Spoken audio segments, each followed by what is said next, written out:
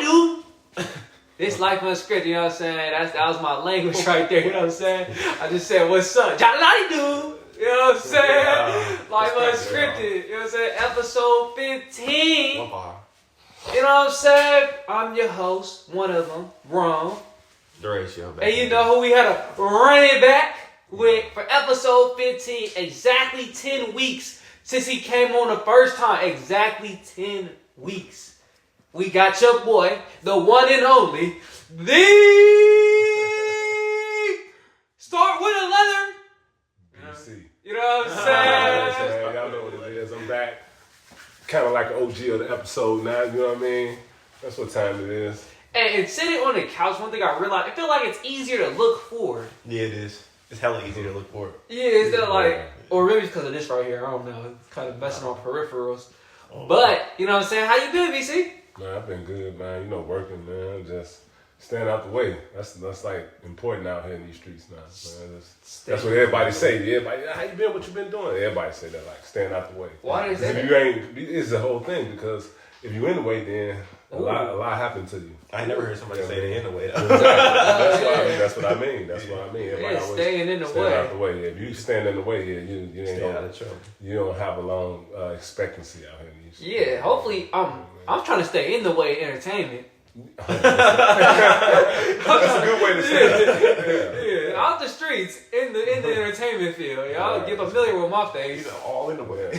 How you doing, Rachel? I'm cool. I'm just chilling right now, man. It's the last time we talked. As y'all can see, this is the first time he got his hair did. On the podcast. Yeah, on the podcast. Yeah, this is the first time I haven't heard of it. The first time ever. You know what I'm saying? Y'all gotta rate it. Big changes. You know what I'm saying? Big change. You know what's crazy too though? Like looking at the time spent, it did not feel like you've been gone for 10 weeks. That's what I said. It didn't. Yeah, he thought it was 5 weeks or something like that. You know what I mean? Yeah, no, that's like, it just shows like time flies. Right. Like, you was our 5th episode. We on 15. Yeah. And you the first person we brought back too. And you the first person you brought back. Oh, yeah. First person. So they was loving you. You know what I'm saying? Yeah. I don't know if you peeped, but they was rocking. He got with your boy. You know what I'm saying? He got the most viewed on YouTube. Yeah. He got the most viewed on or most liked on TikTok. You know what I'm With your saying? boy, you know? They was rocking. Oh, they with was you. rocking with They was rocking with What's you. up, man? Except that one dude. It was one dude hating. It was one dude hating. Yeah, he was hating. Yeah, He was just hating. What did he say? That's even He better, said something man. about, it was big buff dude would knock him down or something like that. Oh, yeah. He said something about the clock or We was something. talking about weapons and stuff. Oh, that's right. We talking about the Vinci hole. Oh, yeah. Listen, I'm double-breasted. Okay, yeah, so, but yeah, now they rocking with you, so today we're gonna kick it like how we kicking it. How your year been to now? Because I think we brought you back first 5th episode, so that was still, that was last year? It was, I think December. Yeah, how your year been? Man, it's been good, man. Actually, man, I can't complain, man. You know, I work in production, so, you know what I mean? I drive trucks and I work in production, so we build stages. So that's pretty much entertainment, you know what I mean, for a touring company. So I tour the country at least almost 30 weeks out the year, like 28 weeks out the year. Okay. So I done been already probably like 16 different states, 16 different cities. So it's pretty fun. Okay. Oh, damn. Let's no. Also, I want to pinpoint, because when you said tour the country and the business-wise, did you start your little business thing? Because last time you was talking about it on the podcast. I actually... Did you make any moves? I have actually made some moves, you know what I mean? I got some funding for my business and also got some funding I'm finna buy a triplex. I actually showed him yesterday. I got approved for about $450,000 for my triplex from the lender already. So, all I'm doing now is shopping. Okay, that's perfect. We talking about lenders. I was just researching credit last night, and I remember I told Derecho about how credit will run you slave if you play it wrong. Let's talk about credit. Let's talk about credit. I know it seems like he got a lot of experience with it with his age. He just got approved for a lump sum, if y'all heard that. So let's go, me and Derecho talk about what we know. I feel like I know more than Derecho, so you go first. You way more tapped in. All I know is, credit is credit. If you got how do you feel about it? Let's talk about how do you feel about it? It's whatever. It's whatever. So whatever. Okay, so it's another way for the government to make their funds. Okay, so that's the way to look at it. That's a good way. So I look at it the same way, add a little layer on top of it. I see it as opportunity too. Opportunity and times you could use it like a tool, like, you know what I'm saying? Use it to maximize on opportunities to make more. You know what I'm saying? Like, obviously, if you play it wrong and you ain't smart with it, then the government gonna wipe you. You know what I'm saying? You may fall off a pitfall, they may get you. Now you're on a bad one. Now you're in a trap. But also, if you use it correctly, it's a tool to take advantage of opportunities that are rare. And you will not, you know what I'm saying, rare opportunities that you could take on as a business or locking in some type of product you need, or just opportunity. It gives you able to use opportunity. That's what I say. And then taking advantage of the certain promotionals they have with the 0% APRs and things of that nature is gives you opportunity. Gives you some freedom to move around. You just gotta plan ahead. That's how I feel about it. How you feel? You know what I'm saying? I don't want to be too long-winded on credit. I'm pretty good with the credit. You know, I study a lot with finances and especially micro and macro study the ins and out of credit. Okay. You know what I mean? And building credit, you know what I mean? And credit is important. It's important, like you said, to maximize things you're trying to do. And you got to realize people be afraid. Some people, I had got into a situation where I was afraid to use my credit. You know what I mean? I had such a good credit score. I was like, oh, let's keep this credit score. So good. Some people do that. Some people mess up their credit. So now one of them is the end of the world. But you do have more, right? You do have more opportunities when you have a better credit score. So what you do is, people got to understand this about credit. Most of the millionaires and billionaires have bad credit. Or at least they have a lot of debt outstanding. So you can get more with credit, obviously. So people use millionaires, billionaires, people with money, they use their credit to borrow money. And the more money you borrow, the more you can use that money, the government money, the bank funds, to have different streams of income and passive income for yourself. So if you can borrow $100,000, $200,000, $300,000 and let it work for you, as you're paying that back, and once you pay that back, you can borrow now $500,000, $600,000, $700,000. You know what I mean? And just imagine buying a house. You buy a house, you're paying on it for 30 years. Imagine borrowing $1 million, you're paying on it for 30 years, but now you have $1 million. Yeah, exactly. You know what I mean? Which one? Liability versus, you know what I mean? So, that's how I feel about it. I just feel about credit, use it as a tool. It's not hard to build your credit. It's not hard to maintain good credit, man. You just gotta watch out for the things that you acquire, and you just gotta pay it back. Like, I got 100% utilization, I got 100% payment time, I have no derogatory marks. It's like, you know what I mean? You gotta be really stringent on the things you do with your credit. You know what I mean? And because you can have a lot of opportunities with it. I see you trying to say something. I was gonna say, do you agree with the statement? Somebody said they would rather go $1 billion or die $1 billion in debt. Yes. Yeah, 100%, right? 100%. Yeah. Listen, I'm dying, I'm owing the government. Who cares? Yeah, exactly. Don't it fall to your kids? Yeah. No, that's not true. That's not true. Everybody has that. That's not true. No, you don't. Your debt don't go on. Let's go off your social. Right, your debt don't go on to your kids because you owe the government money. No. No, that's not true. People used to say that. No, you don't go. Have you ever seen somebody die and their kids like, man, I got this debt because my mama died and she owed somebody that. You know what I mean? Like, no, I'm not gonna die with good credit. I promise you that.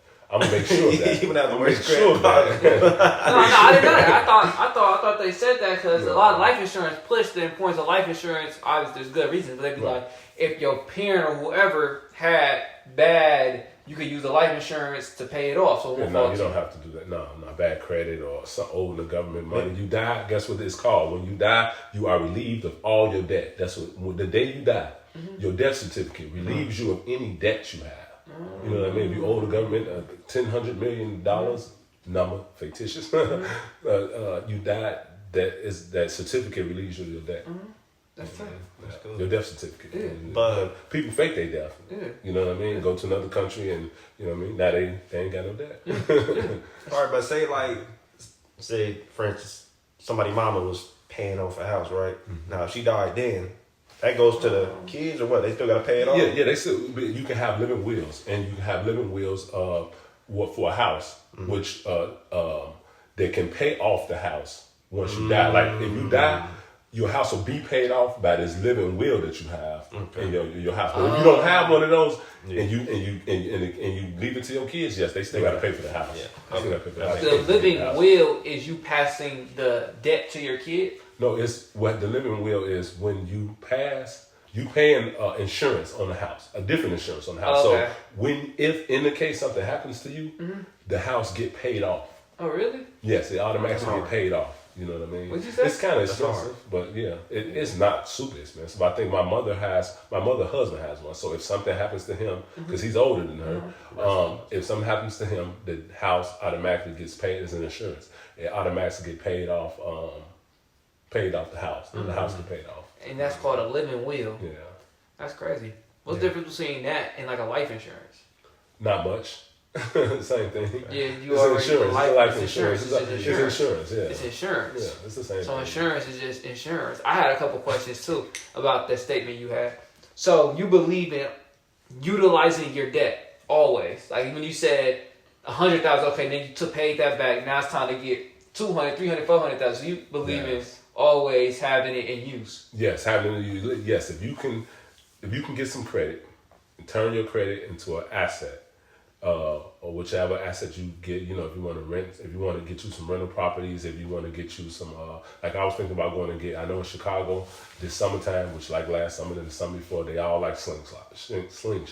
Everybody riding around in the slingshot. Okay. Everybody doing boats in the summertime. Oh, really? Yeah, and you get a boat down there for 4 hours, it's like $600 to $800. You know what I mean? Wow. So if you got your boat booked up for the whole summer, just imagine what you can make. You know what I mean? Yeah. So if you can take your money that you got from your credit, even if you got your business credit, and then you can be a personal guarantee on your business credit to get more credit from your personal credit, do it. Get as much money as you can, but have something, a reason for it. Have a use for it. Don't just get it, hold it, and be like, I got all this money, because when it's gone, you're gonna be in debt. You know what I mean? Yeah. What's the downfalls of it?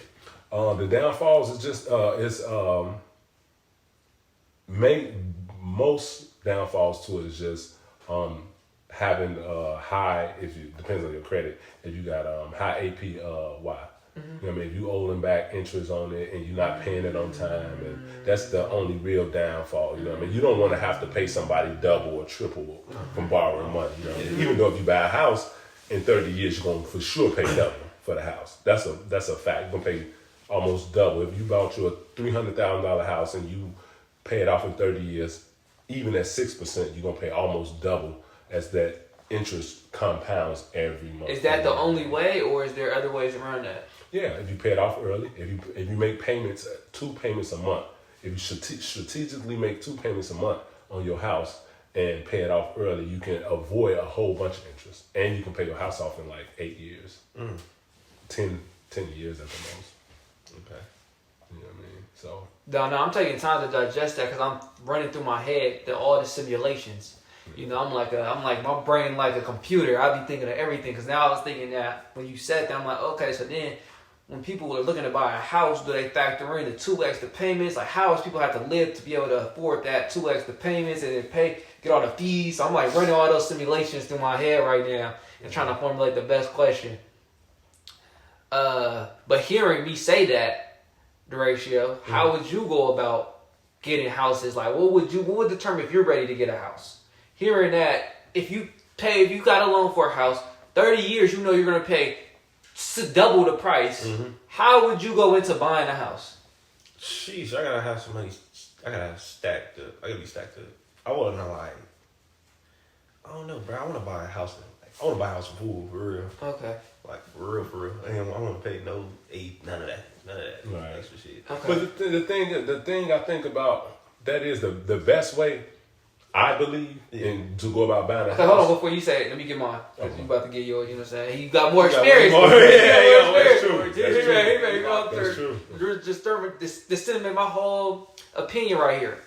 I say you could also sell it though, can't you? Let's say he got his house for that $300 and he had a 30-year loan on it. He could also stay in there for $300 and sell it, and then take the extra that he got on top and let it keep in his pocket and keep stacking that. Or just rent it out. Or and then pay on top of it. The extra is the equity. Yeah, and I also wanted to ask this too. But let me give you your opinion first. Say what you gotta say. Not your opinion, but like the best way that you can say. Yeah, no, the extra is the equity. Like you're saying, you can stay in a house. Most people end up selling their houses before 30 years. Obviously, Yeah, you know what I mean. Most people end up selling their houses because you can build as you live in the house. You paying a mortgage. As you paying the mortgage, you building equity into the house because you're putting the money in, which you can at one day get back out. That's why you're able to refinance. No, refinancing is something different. When you refinance, you go back to the bank and you say, I want a loan again, the same loan I got last time, but this time at a lower interest rate. Because of obviously the market or something got better and the interest rates have gotten better or something, So when you refinance, what this the bad part about refinancing. Yeah, like why would they let you do that? When you say the bad part about refinancing is this. When you refinance, just say you paid on your house for 10 years, 5 years, you start that whole process over again and start back at 30 years again. Oh, wow. You see what I'm saying? No, I didn't get it. I lost it. Oh, no. So if you refinance, you start your, just say if you paid on your house, you got a loan for $100,000, we'll keep it low, $100,000 at a 6% interest rate. Yeah. Okay, and you paid on your house for a whole year, you're like, okay, next year I'm going to refinance. Yeah. Okay, guess what? That when you refinance, they can give you a lower interest rate, so it'll lower your monthly payment, but it's going to start your 30 years back over again. So it's best to refinance early if you can. Exactly. If you can, refinance early, yes. Because you wait 10 years to refinance, you're back. You're back to still square one. Even though you can get a lower, it depends on the rates. You see what I'm saying? Yeah, that's what I'm saying. So even if it's a $400 house, right? Boom. You've been living there, I don't know, 5 years and you've been paying it off all this time. You got to restart, say, from $400. You got to pay that $400,000. You got to get back to 30 years, but you can if you get a lower interest. That's why they say, oh, you refinance, you get a lower mortgage. Just say your mortgage is $500, and once you refinance, you can get it down to $400 if the rates go down. Yeah, that makes sense. And then, but you got to start it all over again from the beginning. Okay, that makes a lot more sense. Yeah, that's how it goes. Now it looks like why. There's a lot of reasons why. But how would you go about acquiring a house? You kind of went on that, right? How would you go about? Going about acquiring a house, what I would do is, first of all, I would go and buy a property, like I'm about to do now. I would go and buy a property and rent it out. A property is different than a house. What? Yes. I would go and buy a property. What is considered a property? Like that? That's a vocab term. A property could be a house, though. You can buy a house, or you can buy a duplex, or a triplex, or a quad, or whatever. Okay. I'll go buy a property. Yeah. Well, yeah, pretty much. So I mean a home, like, you know what I mean, or a building. Yeah, apartment, a building, or something. I'll go buy a property to have a cash flow asset. And then I would rent it out. Say that again. A cash flow asset. Cash flowing asset. Okay. Yeah. So I would go buy, give me a cash flowing asset, and then I would keep that asset for 2 years, 1 to 2 years, and then I would take the equity out the asset. So it might have built up 25,000, 30,000. Then I go buy me a house. That's where you confuse me at. He said asking where the equity is coming from. Oh, the equity comes from what you pay in. Okay, your mortgage. Your equity comes from as you pay on your house, you build equity in it. So every time you pay on your house, you building money into the house, into the property. It's becoming more of your property. More of it is becoming actually yours. You know what I mean? It's like putting money into. Okay, so let me ask you this thing before you move on. When I pay my mortgage, they open a different account that say equity. No, your property is just how much the value of your house. It's the value of your house continues to. You continue to build into the value of your house. So if your house costs $100, right? You're gonna keep the numbers. The house costs $100, and you pay $5 into your house, right? Okay, you pay them a portion of what you owe them, and then a portion of it goes into your house. Okay. So just imagine when you pay your house off and you own it. Guess what? Your house is still worth something. So you can sell your house for what you know what I mean. It's still worth. That makes sense. So that's equity in the house. You know what I mean? And you can pull that equity out the house. Guess what? But you're gonna have to go backwards again. Now you pulled out $25,000. Guess what? You $25,000 more. You're gonna have to pay as you go on. But this is the direction you gotta say. No, I was just go ahead. I don't know. So when you pull the $25,000 out, you said you have 1 to 2 years. You pull the $25,000 out. Who is giving you $25,000? The house. The bank. The bank. Yeah. For your house. You go to the bank with some paper saying, "This is my house. This is how much I have grossed over the years. I need." $25,000. Okay. Then they'll give you $25,000. And what is the strings with that? Nothing. You just it's $25,000. You still owe on that house. You living in the house. You still gonna owe that money. So the 25 on top of that 100, so it'll be 125 now. No, it's gonna be back to 100 now. Remember, it went down to 75. It went down to 75 because you paid 25 into the house. Okay. Now you take 25 out. You back over 100. Okay. So you just playing the long game. That's all you're doing. Okay, Then you use that 25 to go buy your house, and now you have a bigger down payment on your house. So you're gonna have a better chance of getting a better interest rate on your house. And that cash flowing asset can pay the mortgage for your house. Because now you was getting that little money from that other unit you had to pay the mortgage on your house. Now you living rent free. Okay, I get that part. But don't the cash flow gotta pay its own mortgage? I'm gonna say that. Yeah. I'm saying, but you generated enough to pay both. Like me, I'm getting a 3 unit. Okay. So I'm gonna try to have 2 of my units pay for that unit, and that 3rd unit is where I'm gonna get my cash flow at. Oh, so you use the 3rd one as that's the that's extra money. That's the extra money for my pocket. Okay. Yeah. But I would just use it to get a house. Okay. In a year or 2. Say his mortgage is $4,000. He'll charge $2,000 for this person, $2,000 for this person, and that $2,000 for this person. Third unit, all that $2,000 is coming to me. The $4,000 going to. Okay. Right. So that's how they. Okay. Let me ask you this then. Expanding on top of that, how do you foresee as a property owner, like let's say, what's the pitfalls? Like, you know what I'm saying? The property is a lot of pitfalls actually. Of being a landlord, just for one, you got to deal with people. You got to deal with people, and you got to deal with people messing up your property, possibly. You got to deal with vandalism. Of course, you got insurance for that, but all that's still gonna cost money. You got to deal with actually getting tenants that's gonna stay in them units, because when nobody's in the unit, you're responsible still for that mortgage. You know what I mean? So how do you? That's a better question then. Now it seems like managing when you have property and you're a landlord, whatever you're doing with property, right? It seems like your responsibility is making sure that money keep coming in, right? When money ain't coming in, what do you do? You know what I'm saying? Like, you just wait, keep throwing ads out, like what's a fund, like a savings, like a rainy day, like what do you? Oh, you saying when money ain't coming in for your property, you got to pay for it. See, what they do is, before you buy property, a house, or even they look at your credit worthiness, and then they look at that's why they want like 2 years of taxes to see have you been working. You know what I mean? So you're supposed to continue to work. You know what I mean? Obviously, just in case something happened. But they also had me pull to see if they pulled my bank statements to see if I had enough money, 3 months cash in emergency funds. Also, so whatever my mortgage is, just say my mortgage on my building is $4,000. They looked and see if I had $12,000.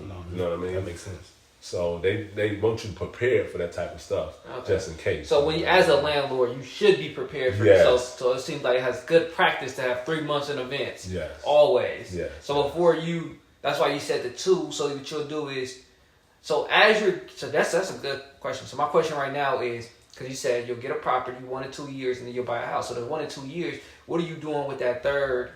You know what I'm saying? Which means stacking the extra cash. You said 2 weeks. The triplex. Yeah, the triplex. I'm making. See, the thing about buying a property, I'm gonna keep the property. But the thing about buying property, people would think like, okay, in 2 years you buy another property, and then that's 2. Now you got to wait 2 more or 3 more years to buy another property. But this is how it actually goes.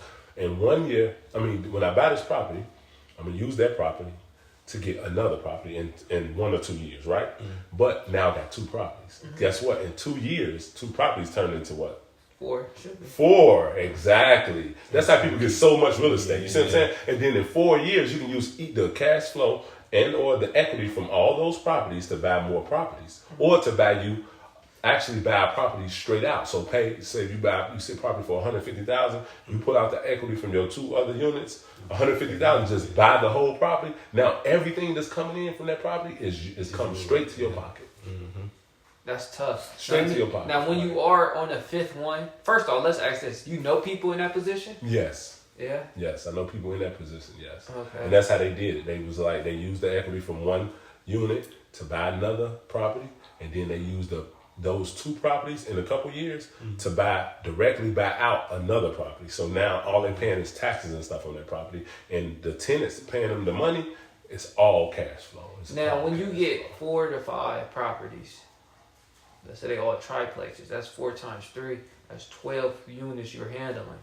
is that when you start hiring property managers? Or You should already actually hire a property. You know, it's the first one. Yeah, you want to deal with yourself, but you don't want to. You want to hire people to deal with other people. You know what I mean? That's just, and especially like you want, and then you have to hire people to deal with other people because of liability and all that stuff. You want to hire professionals if you do have more than one or two property. You want to hire somebody, you know, because property management ain't that easy. You know what I mean? Actually, that's why you always, when you're going to buy some property or you want to rent somewhere, they have somebody that's showing you the units, the property managers. It ain't normally the landlord. You know what I mean? It's normally the property manager, somebody they hired to do it.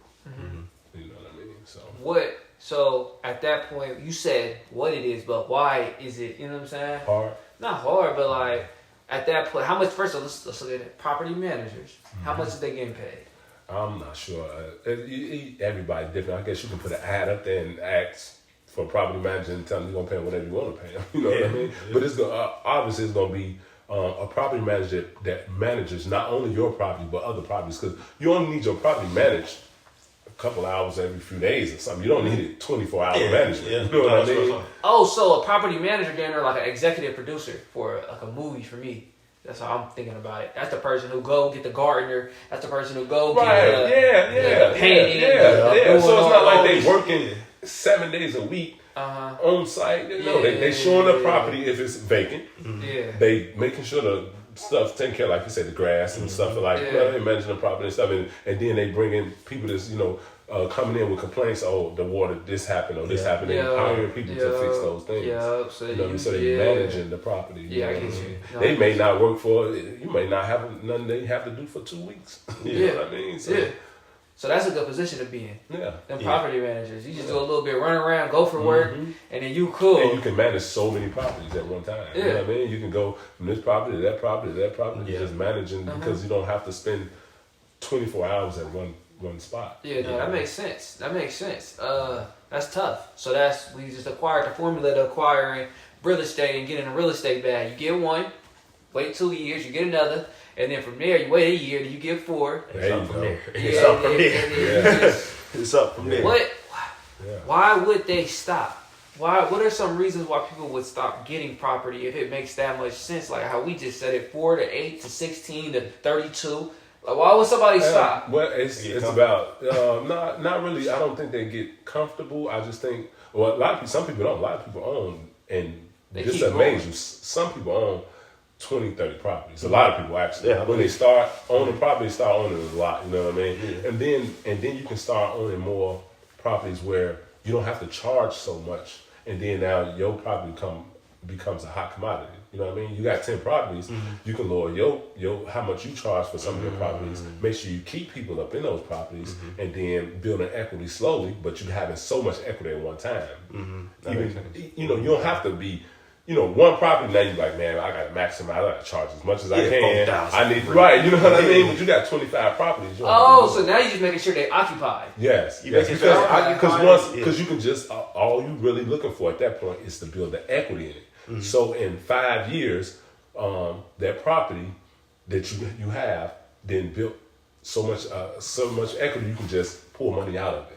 You don't have to just nickel and dime everybody. You can just pull the money out of there in 5 years. Just imagine you pulling $30,000 out of 5 properties. You know what I mean? Yeah.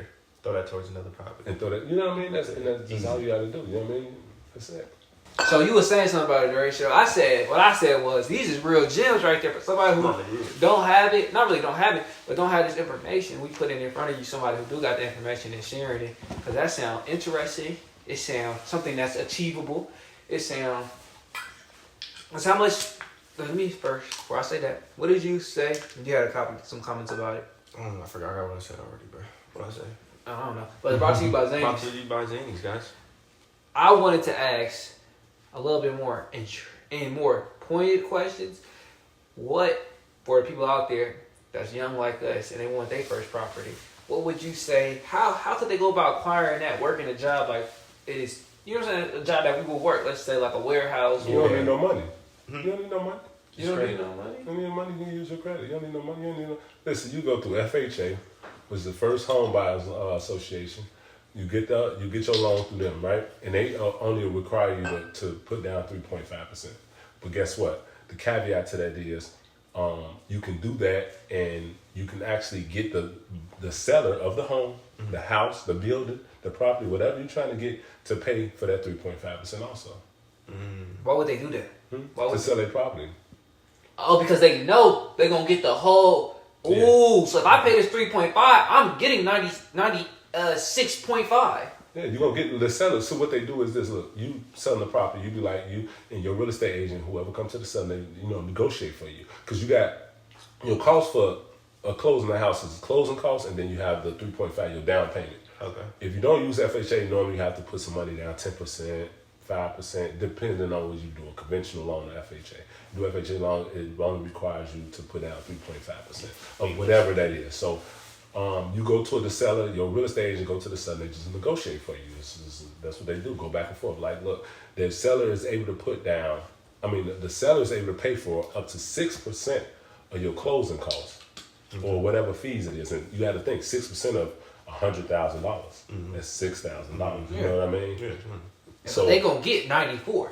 Right, yeah. If it costs $100,000, yeah, exactly. So they're gonna pay down some of that 3.5% of that $100,000 for you. They may pay it all. They may pay some of it. You know what I mean? So it doesn't take a lot of money to buy a property. You know what I mean? Some people think it takes a lot of money. No, and your credit score, credit worthiness doesn't have to be that much. I think they let you buy properties at 580 and above. Oh, really? You know what I mean? Yeah. That's low. So some of them, like... not in every state, though, right? Not in every state. No county. Some of them be up to 620. They don't need no more than a 620. You know what I mean? To start to buy a property. Like, the better your credit is, though, this what you do. You qualify for government assistance on which is called grants. I can get a grant. Anybody can get a grant. You know what I mean? And it just depends on the number of your credit score. Sometime, you know what I mean? And a grant is sort of long. A grant is you have forgivable grants, which but all grants have some type of stipulation to them. You don't have to pay some of them back. And they give them to you to help pay for the house. Like, you can get a house with no money down, period. You don't have to put no money. You can get a grant, government grant, but the only thing is you got to live in the house. They say you got to live in the house, that's what they say, but they never check that type of stuff. You got to live in the house for a year, up to a year, and you can't refinance your house for 10 years, stuff like that. You know what I mean? You can't go and refinance the house for 10 years. So, but they give you the money to pay for everything. Like, you can. Oh, damn. That's crazy. Everything. You know what I mean? That's the whole thing with credit. That's what I say. Like, you gotta, you keep your credit decent, you can do a lot of stuff. No. I'm listening. As I'm listening, I'm thinking, they get this property back.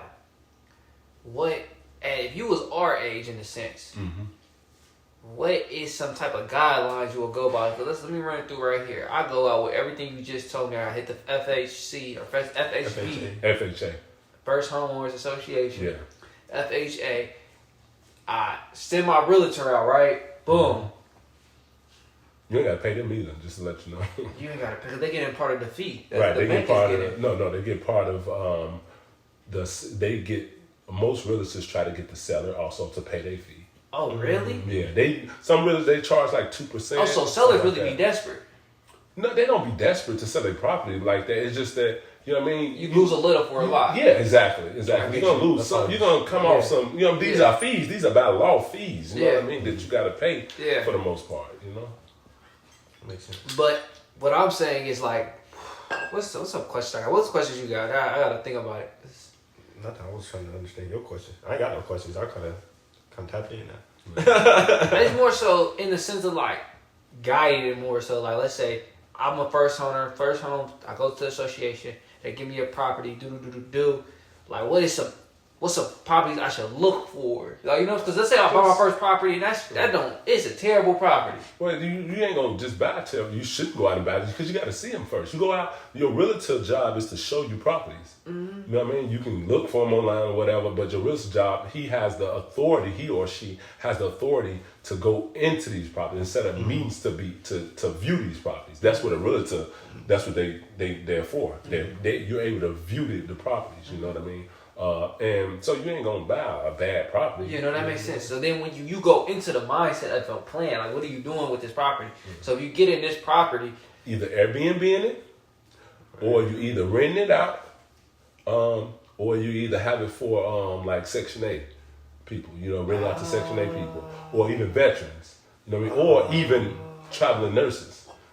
You know what I mean? Yeah. Like those type of people. That's if your plan is going to who am I gonna have pay for this property for me? You know what I mean? That's supposed to be your plan. Can I trust this person to pay the Right. Well, who am I have pay for this property? Do I want Section 8 people now? Do I want, you know what I mean, veterans in my property? Do I want, you know what I mean, regular people in my property? You know, just the average Joe in my property. Like somebody gonna pay this rent. Depends on the Somebody gonna pay this rent, and I'm gonna pay the mortgage. Somebody gonna pay this rent. You know what I mean? And I'm gonna let it build up and acquire more property. It's just when you're young, it's so easy to do it. You know what I mean? And you think about it. Yeah, and you got room for message, like you said. Yes. With the last podcast, you got room to if everything goes down, you can claim bankruptcy. It'd be 29. Yes. For the clean restarted. So jump out there now. Like I said last time, jump out there now because you got room to make mistakes, and you don't want to be tiptoeing when you get 40. Now you tiptoeing trying not to make a mistake. You know what I mean? So you got your hands in your pants. I'm a little cold. I had to point that out. Oh, that's it? Yeah, no, that's all I had to point that out. This nigga clowning and shit. They can see it too. I know, that's why I pointed it out. But no, that's great. That's an amazing knowledge. That makes you want to jump off the porch and do it. Yeah, no, I start going in. Now I want to ask you, when did you acquire and do you have property of your own right now? Yeah, well, I acquired some property before, but it wasn't this big unit like I'm finna acquire now. I'm finna buy a triplex now.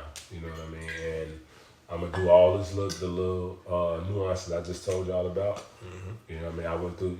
FHA is First Home Buyer Association, but the thing is, you can use an FHA loan more than once. Oh, really? Even though it's supposed to be for your first time buying a home. Okay. So you can use it again and only have to pay 3.5% down, and you can use it again. Okay. You know what I mean? So it's just like. And why is it First Home? It's just the name of it at this point because you can use it more than once. Mm-hmm. I wanted to ask you too. What is your plan with it? Who gonna be renting out that triplex? Oh well, man. My triplex, the one that I'm looking at now, has 9 rooms. You got 3 at the top, 3 in the middle, and 3 at the 9 rooms or 9 units? It's 9. It's 9 units. It's a triplex. Yeah, it's 3 stories. 3 exactly. 3-story triplex. It's 3 rooms on the first unit. It's 3 units. It's 3 rooms on the first floor, 3 units on the second floor, and 3 units on the third floor. Yeah, so it's 9. And it's 2 bedroom. It's 2 bathrooms in each one. Oh, it's about. wow. It's about 2 bathrooms? Yes, $402,000. I think. Okay. Yeah. That's is that average? Is that price a lie? Like as I was looking at houses, it's average. It's not average. It just depends.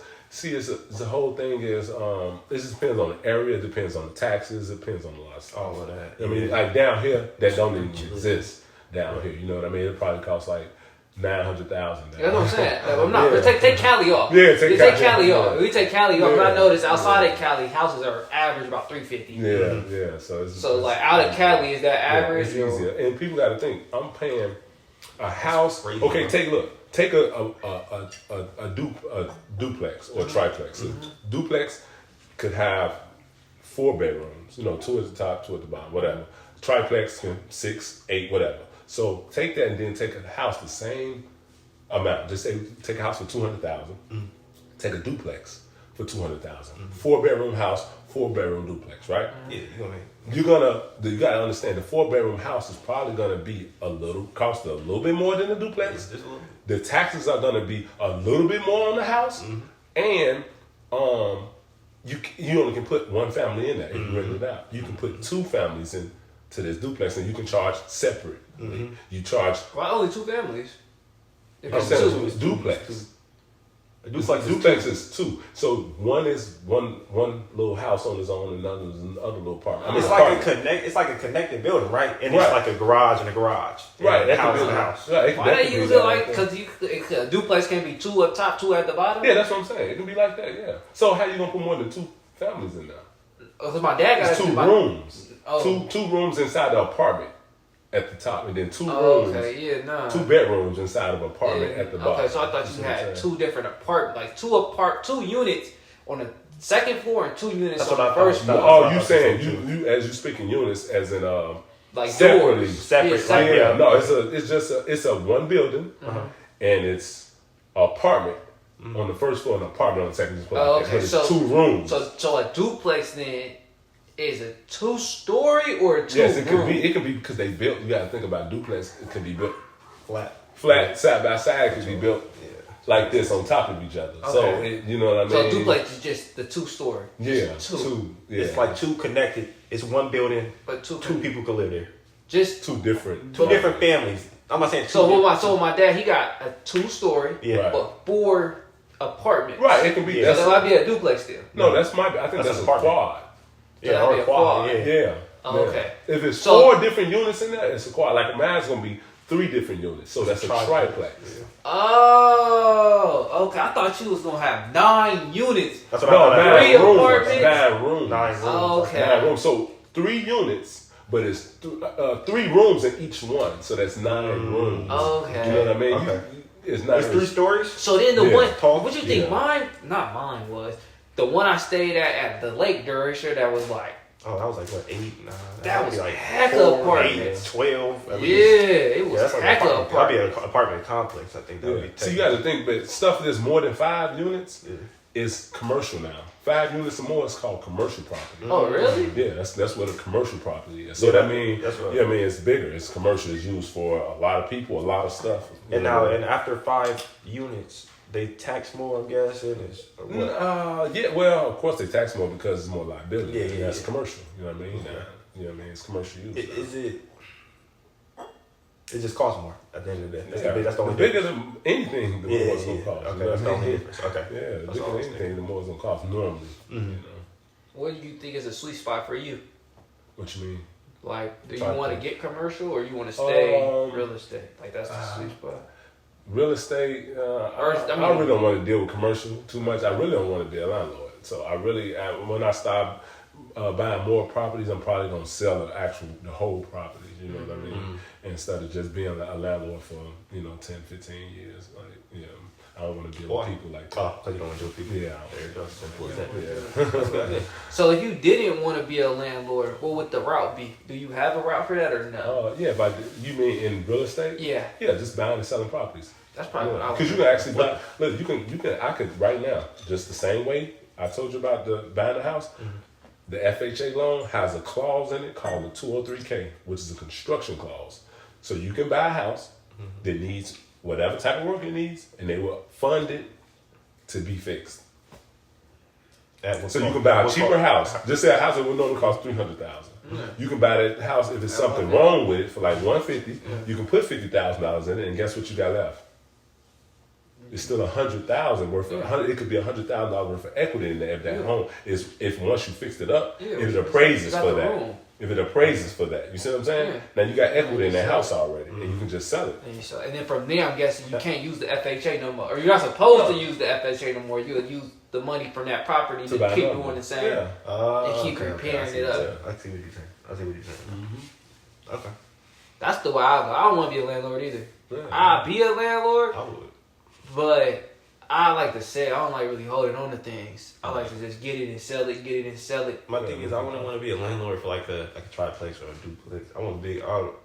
I'll probably start off there and then start going to the big houses. So you don't got to deal with people once you start getting. My dad had so if you call that the quad, right? The one my dad got, he had the quad. Then he had 2 quads, and then he had a house on 80th. So he was managing 9 families by himself for years. That's crazy. It's a lot of income. Yeah, I guess so. I guess so. We talked a whole lot about credit. We done with that topic? No, I want to get back to the credit too, because my dad pointed out too recently, like credit wasn't always here with America.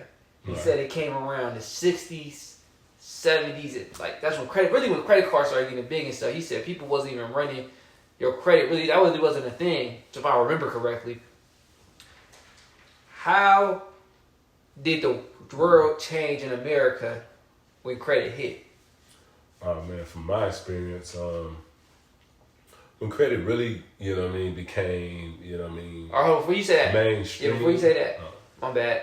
what you think the world was like for all of us, really, when there was no credit? I don't know, bro.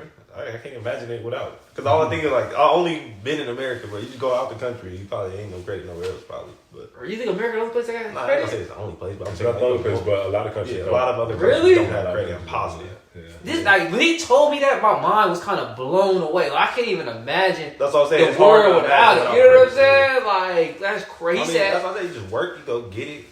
You know, he said they was putting it on layaway. And then once they realized a lot of people was putting things on layaway, they was like, hold on, we could do interest rates. Yeah. And they said that's where the idea, that's where he said the idea came from, for Government credit started getting and all shit. that stuff. Jewish niggas with So I was like, that's crazy. Like, now it's like instant gratification. That's how I feel about it. It allows for people who are not using it, like, you know what I'm saying? They not talking, but average person ain't talking like this. Average person ain't using credit like this. The average person is going to college and getting their first credit card and probably maxing it out. Yeah. You know what I'm saying? Now you behind already. You took a step backwards. You in behind college. already if you got loans and when you was in college. You know what I mean? You're already behind because that weighs on you on your credit report until you pay it off. It literally weighs on it. Like you can still get stuff, but it has a weight on there, on your credit report. You know what I mean? Because it shows you how I got those loans for college and Ooh, the student loans. The student loans, exactly. The student loans. Yeah. All right.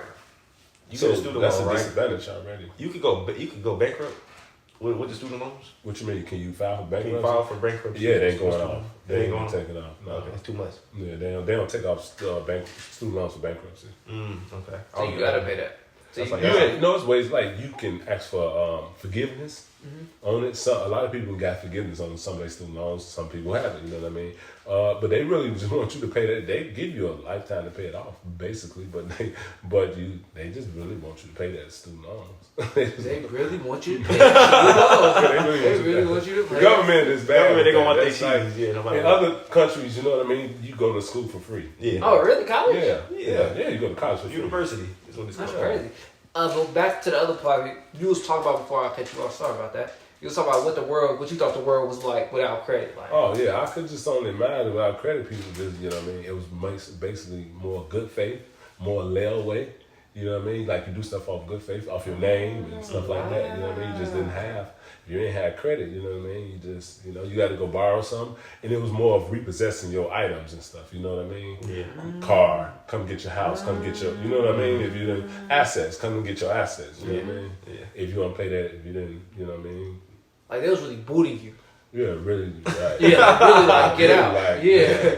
yeah. Like we need that. Yeah. And now a lot of people are able to rely on, we're gonna just mess up your credit. Yeah. That's all they can do now. That's really like just the whole thing is this. Like you can get you a good credit score, right? And you can be like, okay, man, you know what I mean? I done fell on hard times, but I got a good credit score. One thing you can do, like, I ain't not suggesting people do this, but one thing you can do is you can go into the bank and get you a loan off your credit. You go get your loan $50,000, $60,000, $70,000, $80,000 and say, I'm not paying it back. They can't do nothing to They you. can't do that. But lower your credit score. Yeah. You know what I mean? They can't come lock you up for money the bank told you can have off your credit score. You know It's what I gonna mean? knock your creddet down. It's gonna knock your credit That's down. why they got the CPNs. Exactly. It's not me. It's not me. Okay, that's hard. Yeah, that's literally why. Y'all already said that. Don't do that. That's crazy. To each their own. You ain't got it. It's better than going to rob for it. Yeah, no. And what's crazy is it's illegal. Right. It's legal. Yeah, it is Like, it's legal. legal. Yeah. So, but it's legal for somebody to loan you their money. Yes, Yeah. it is. It's Yeah. legal, like- You ain't got you paying it back. Your faith, your good faith is your credit score. Yeah, I believe you gonna pay me back because you got a decent credit score. Yeah. That's all that is. Yeah, no, You know what I mean? really. It's not like you took it from them. Yeah, no. They handed it to you. That makes sense. They No, handed man, it. you're never going back to that bank. Yeah. Right. Nah, ever again. Ever again. Whole bank account closing Oh on. no, you go back to the bank, Oh, really? build your credit back up. 7 years. You know what I mean? File for bankruptcy and build your credit back up. For money, that type of stuff, you can get that off. After a while, you know what I mean? Yeah. Yeah, build your credit back up. Oh, wow, that's interesting. That's entertaining. That is very interesting. One thing I've been reading about really, this is a huge question. Should you own properties and just keep using credit? Oh, should you own your property? I wouldn't. I don't want to buy a house for myself. Okay. Really, you know what I mean? It's I don't really want to buy a house for myself. I would rather rent because you got to think about it. When you own a property, guess what you responsible for? Everything. When you rent a property, you can just call who? The landlord. Yeah, the landlord. Come fix this. That's not. Yeah. Sometimes. I didn't mean it that way. I meant it more so. Should you buy out? Buy outright, like. Oh no. I'm buying a property outright for using all my money where I can use my money to get other money. I can use my money in stocks. You can just I can be getting a better interest rate on my money in stocks if I put in the blue chip stocks if I have it working for me. Why would I use $100,000 to go buy a property that I'm only getting $1,000, $2,000 a month for? You know what I mean? Over a period of time, when I can use $3,000 of that money, buy the same property, get the same $3,000 a month, and use $97,000 that I had that I was gonna buy that property with to make me another cash flow property. I mean, venture, whatever I want to do. Now, why would somebody do that? Why would somebody want? Let's get out that outright buy. Why would somebody want to do that? They got enough money to buy the property, and they know they probably gonna sell a property at some point to get that money right back. Or they got kids, right? Let it down to the kids. Yeah, if you want to buy the property you want to buy a property straight out for your kids. If you got that type of money, buy it straight out. Yeah. Okay. If you got there's not that many reasons. You get like one or two. Yeah, buying it for like you said, for your kids, or if you're gonna buy it to sell it, just to live. You know what I mean? You might want to buy it to fix it up a little bit. You might be like, okay, this is probably $100,000. I buy it straight out and then fix it up, but that still don't make sense to me. It's like, because I can still buy it I can use the government's money to pay for it, to loan me the money, pay for it, and then I can fix it up, and I can still flip it, pay the government back, and then keep the interest. Still without using my money. But if you don't have to use the government money, you still gonna get it back. But why not use the government money? Why not use somebody else's money? That's what I'm saying. Like I say, all the billionaires and millionaires, they using borrowed money to make more money. Then they keeping the money from that and then paying the other money back. That makes sense. You know what I mean? You know all the time they were saying Trump, he ain't really rich. He owe all his money today. He really rich, but he really owed a lot of money. You know what I mean? He probably hundreds of millions of dollars in debt. But guess what? He got billions of dollars too. Probably. Yeah. You know it makes sense though. Look at the country. Yeah. Look at America. We borrow money all the time. America, they should make money, but we borrow trillions of dollars in debt. Yeah, we borrow money all the time. Yeah. So if you don't get that from your country, know that your country borrow money, so you should. Literally. And guess what our country is? The first world powerhouse. Yes. Listen, we still got to borrow money. We still borrowing money. Still, yes. That is crazy. Borrowing, giving, doing it all. Yeah, no, literally. Like, you know what I'm saying? Borrowing money, giving money you don't got. That's what it sounds like. But the only thing it is about with finances, I want to say this real fast, is just that it's about being literate to it. You know what I mean? Some people a lot of people just don't know. And then when you don't know, how can you do better? You know no, that's real life. That's all it is. No, that's real life. And that's why I was glad I was able to talk about it like that. I also want to expand on, so there's really, let's from your knowledge at least, there's really no reason somebody should own a property for real. Not own, but like pay buy outright. Straight out with their money. Yeah. Well, you shouldn't use your $100,000 in your bank account to go spend it and buy a property for $100,000. Yeah, that's no. You can just use the government money. What you think about it? What's the reasons why you would? A dream home. Okay. That's what I would. But you could still, then again, go the way he said. Use the government money, do the same shit. Do the same thing. Yeah. But the only reason you would is because you got the stacks ready. Right, you got that much money on hand. Then money don't mean the same when you got a whole bunch of it. You don't mean the same. You know what I mean? Like, yeah, that's what I'm saying. But that's what I was just thinking. Just like really just build a dream home for real. No, that's tough.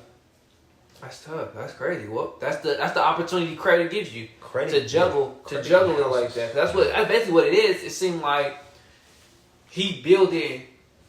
Why would you use your own money when you could do, let's say, for that $100,000 you just put down on this house? We're saying small numbers here. Put $100,000 on this house to buy it outright. Instead of putting $100,000, imagine how many houses you could have bought and loaned and rented out at the same time with that same $100,000 figure. Yeah, that makes sense. So when you go wide like that, it makes sense. I was just trying to figure out that's not even support. That's not even worth it now. That's crazy. If you could just, that's what I'm saying. If you could just go put down 10%, or when we said with the The 3.5, 3.5%, 3.5% on maybe 10 different houses.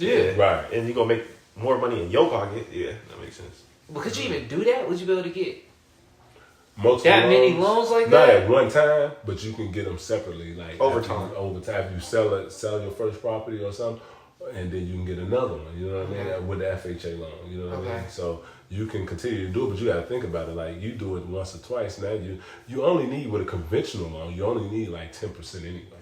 You know what I mean? So FHA allows you to put down 3.5, but you only need 10% anyway. So when you got you a couple properties, you should be able to put that 10% down. You know what I mean? So I was listening. I was not listening. I was entertaining the idea of the owning. And listening, glad I came to you. There really ain't no reason to own, and there's also more when you do own, because then they talking about season. Right. You know what I'm saying? So yeah, it's like what I'm on. You know what I mean? It's if I can get some money, like I say, I would pay $1,700 in rent, and then rent my property out for $2,200 all day long. You know what I mean? Because you got to think about it. I'm paying $1,700, but guess what? I ain't got to worry about the grass. I ain't got to worry about the water tank going out. I ain't got to worry about the garbage. I ain't got to worry about none of this stuff. You know what I mean? While I'm renting, you ain't got to worry about that. It's $1,700. That's it. Leave me alone. Of course, everybody got lights and gas. You know what I mean? But then I'm getting $2,200 over here, and I'm building equity into a property. You know what I mean? So I prefer to own though. Yeah. I prefer to have my own. You know what I'm saying? Right. Like, cause you're talking about rent, like renting a house, right? Yeah. Like to stay in. I prefer to own to stay in. Because you can modify it. You can't be it's modifying nobody else's rent a house. You know what I mean? You can't be. You know what I mean? Yeah. You paint their walls, and you have to paint them again before you leave. So of course it's different reasons. That's pros and cons. That's pros and cons. But I'm I'm saying strictly on the financial stand, like you trying to do something for money, that's strictly, I'm saying those are the good ways to go. You know what I mean? But if you trying to do something for self, then of course you're going to want to own your own house. You know what I mean? That's for you. You know what I mean? Oh, so you saying... I'm talking about just to make money moves. Oh, so money moves would be get a property, like how you said, rent it out 2 to 3 years, and then taking that cash flow to get where you're going to stay at, renting, yes. So when would... So it never because you don't have when you're renting, you don't have a whole bunch of unexpected expenses. That's what it was. So if I'm renting, I'm getting $1,200 from extra from this property that I'm renting out, and I'm using it for my rent. I know that I'm only gonna need $1,200 for my rent. That's it. Every month. That's it. You're not gonna have to worry about repair fees. My roof just caved in, and I just call $4,000. I just call landlord for that. You know what I mean? So it's more stable. You know? No. That makes complete sense. And with that, we're gonna leave that there. So I was just telling him why I didn't get what he was saying right there, but it makes complete sense. If you are acquiring wealth, it don't make sense to own because you're gonna have more unexpected fees instead if you was renting it out. So, Grace, you got to pull up the topic list, and then you can just pick one out the 4 or go top down. It's all good. But that was big. That was big knowledge right there. I didn't even know a lot of that stuff. I didn't know most of the shit that you said. No. That was like a whole different field. And it just shows the power of now, and you don't need what people be thinking you need. Like before, I'm thinking you need at least 10 to 20,000. No, it sounds like you just need 3.5. Find out whatever that 3.5 is. And like I said, you can have the seller pay most of them expenses too. So you really ain't gonna be coming out your pocket in the end if you get the right property with hardly anything. That's tough too. And then you inherit tenants. You know what I mean? If you buy a property like that, get one that is already people there. God, and then they sell it. They already paying rent. Yeah, and they sell it because I really wanted that landlord fee. I want to be flipping. I want to be yeah. So now I'm seeing it like they put that there right there. They did a 2-3 year right. Boom. Let's say we all got a house or an apartment, a duplex, whatever, for $230,000. We stayed there for 2 years. It has raised.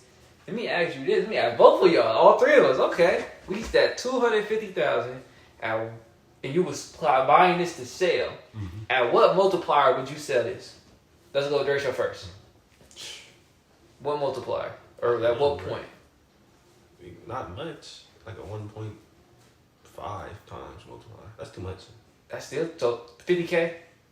What was that? It's a 200K? 250. It's So 300,000. 300,000. Yeah. You would sell it at 300? It just depends. I guess it just depends because it's always up and then it just. No, I'm saying, what would you sell it at? Like, we bought this property. We all got our own property at 250. I don't look to be a flipper, but.